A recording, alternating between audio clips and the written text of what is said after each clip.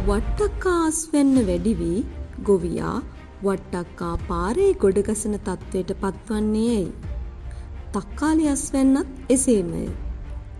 හොඳම උදාහරණය කහවගාවය. එක්තරා කාලයක කහ ගොවියා පාරටම වැටුණේය. වර්තමානයේ ලුණු හිගයක් ගැන කරලියට ආවේය. කාලගුණය ලුණු නිෂ්පාදනයට බලපෑ බව නිෂ්පාදකයන් පවසයි. මේ සේරටම මුල ප්‍රාථමික දත්ත නොමැතිකමය. අපට පරිභෝජනය සඳහා අවශ්‍ය ප්‍රමාණයත් ගොවීන් වගා කළ යුතු භූමි ප්‍රමාණයත් අප හඳුනාගෙන තිබේද?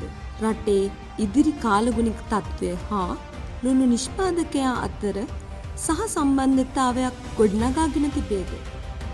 අපේ මේ උත්සාහය ප්‍රාථමික දත්ත රැස් කර පරිගණකයට ගැනීමේ පහසුකම් සපයා දීමයි. එවිට මෙම ගැටලු තරමකින් හෝ නිරාකරණය කරගත හැකි වනු ඇත.